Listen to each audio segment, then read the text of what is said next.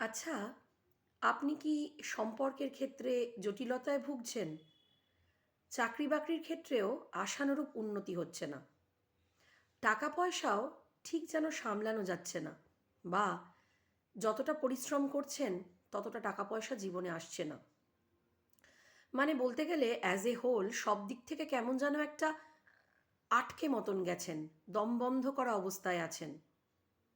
তাহলে একবার ভেবে দেখুন তো, আপনি কি এই প্রত্যেকটা ক্ষেত্রকে কখনো না কখনো নিজের অজান্তে বা জ্ঞানত নেগলেক্ট করেছেন? একটা খুব সহজ কিন্তু ভীষণ দামি কথা সবসময় মনে রাখার চেষ্টা করবেন। আপনি যাকে নেগলেক্ট করবেন, সেও কিন্তু আপনাকে নেগলেক্টই করবে।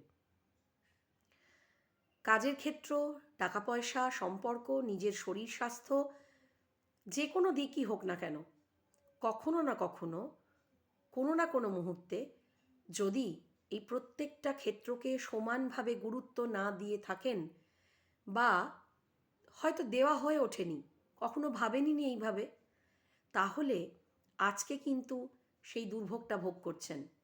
একটু খেয়াল করে দেখবেন আর মনে রাখবেন। তাই যতটা সম্ভব প্রত্যেকটা ক্ষেত্রকে যেটুকুনি কাজ করছেন, যেভাবে করছেন, মন দিয়ে করার চেষ্টা করুন। ভালোবেসে করার চেষ্টা করুন। কারণ আপনি যতটা ভালোবাসা দেখাবেন, ঠিক তার থেকে অনেকটাই বেশি ভালোবাসা সব ক্ষেত্র থেকে আপনি পাবেনই। তাই কোনো কিছুকে, কোনো কাজকে, সে যত ছোটই হোক না কেন, নেগলেক্ট করবেন না।